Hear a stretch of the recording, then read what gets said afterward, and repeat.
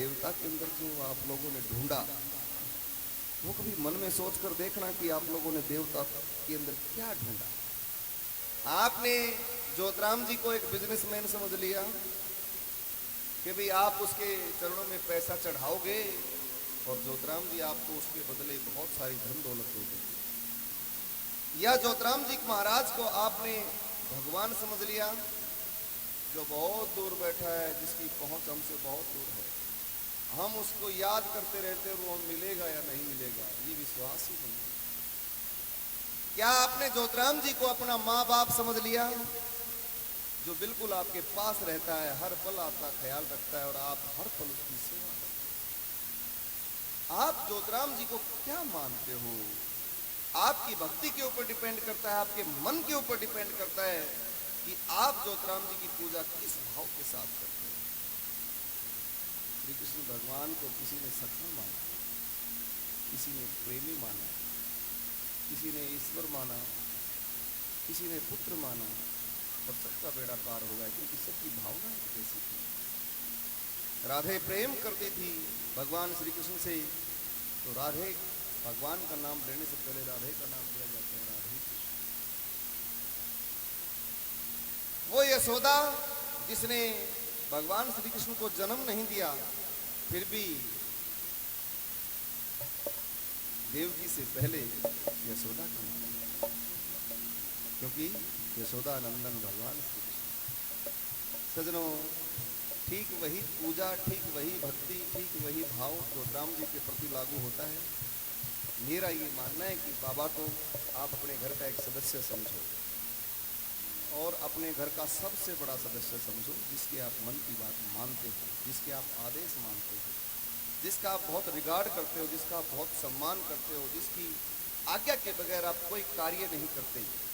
इससे दो चीजें होंगी। एक चीज, आपका देवता हमेशा आपके लिए तत्पर रहेगा, कोई भी कार्य करने के लिए वो आपको छोड़कर जा नहीं सकता।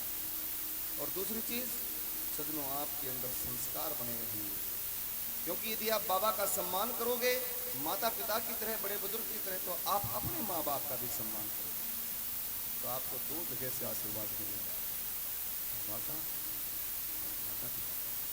और जहाँ माता पिता प्रसन्न होते हैं वहाँ पर तीर्थ जाने की जरूरत नहीं होती। गंगा, यमुना, सरस्वती, गंगोत्री, केदारनाथ, बद्रीनाथ, उज्जैन, सारी की सारी नगरियां वहीं आ जाती, वही कणखल है, वही गंगा है।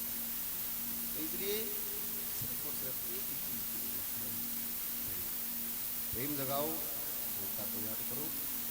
आइए, मैंने तो अपने बाबा को माँ मान लिया, क्योंकि मुझे पता है, मैं तो अपने बाबा को जिस तरह से माँ को एक बार कह के सो जाओ आप कि माँ तड़के मैंने फलानी जगह जाना, मैंने 4-1 बजे उठा लिया, तो माँ बेचारी चाहे सारी रात ना सो, पर आपको 4 बजे जरूर उठाएगी, चाहे उसका सारी रात जागना पड़े।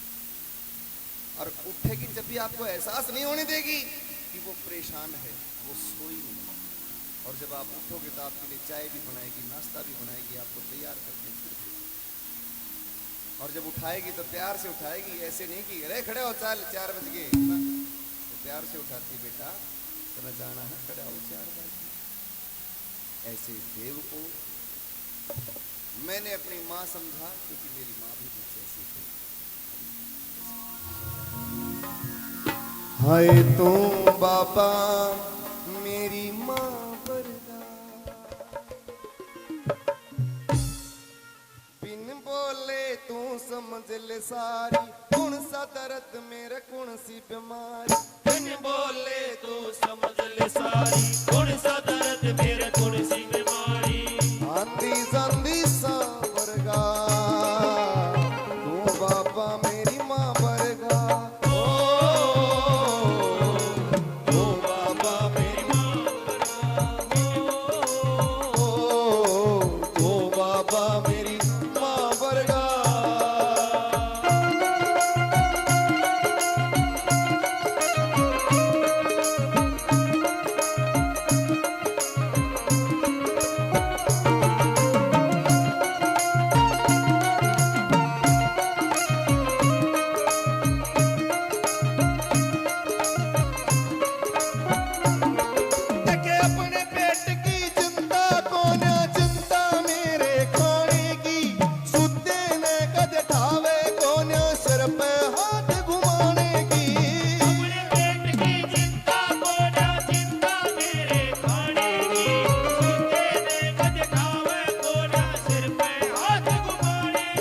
और बेटा बेटा कह के बोले अदसर लाड लडाने की। बेटा बेटा कह के बोले हद से लाड लडाने की।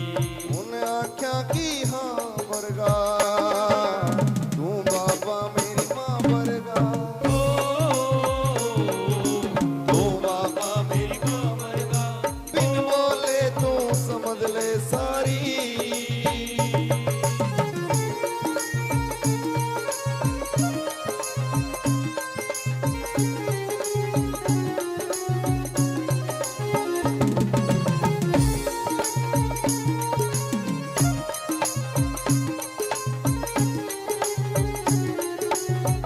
जय जय।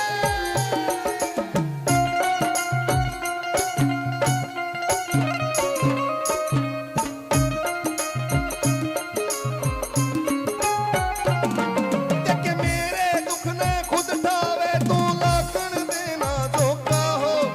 मैं रोऊं तू दूर खड़ा हो दिया ना ऐसा मौका हो। तेरे दुख ने खुद ठावे तू लाखन देना धोखा हो। मैं रोऊं तू दूर खड़ा हो दिया ना ऐसा मौका हो। और बुरे वक्त में साथ न छोड़ा दिया कदे ना धोखा हो। बुरे वक्त में साथ न छोड़ा दिया कदे ना धोखा हो। देखे उस भाई की माँ वर्गा तू बाबा मेरी माँ वर्गा। तू बाबा मेरी माँ वर्गा। बिन बोले तो समझ ले सारी।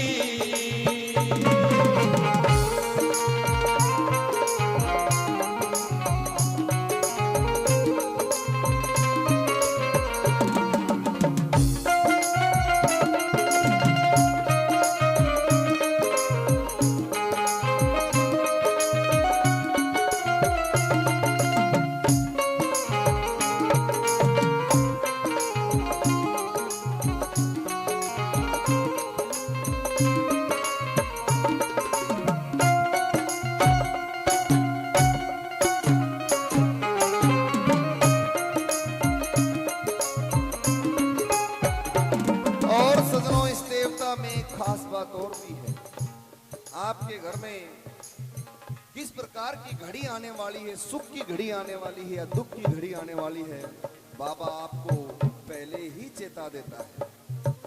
उसको चाहे किसी भी तरह से आपको बताना पड़े, भगत के माध्यम से, किसी व्यक्ति के माध्यम से, या रात को सपने में आकर आपको कुछ बताना पड़े कि बेटा कल उस रास्ते से मत जाना, उस रास्ते से जाना, उस रास्ते पर आपको कठिनाई मिलेगी। देवता आपको एक एक बात बता देता है सजनों, लेकिन बशर्ते आपका भाव सच्चा होना चाहिए, आपका प्रेम सच्चा होना चाहिए। आखिरी कड़ी में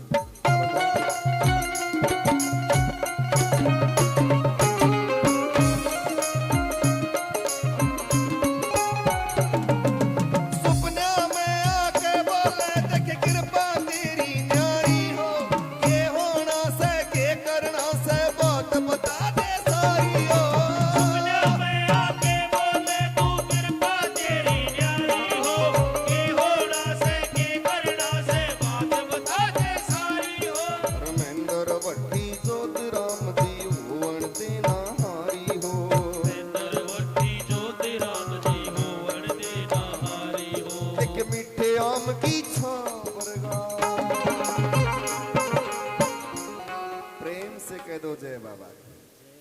दिल से बोलो, बोलो जोतराम महाराज की। मीठे आम की छां वर्गा, ऐसा आम का पेड़ जो बहुत गहरा होता है, जिसकी छाया भी अच्छी होती है और जिसके फल भी बहुत मीठे होते हैं।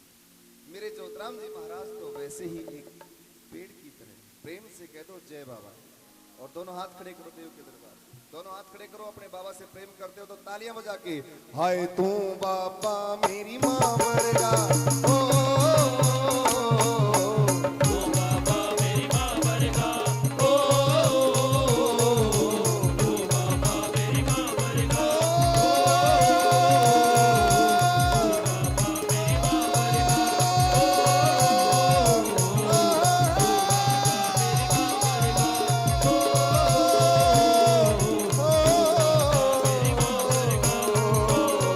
ओ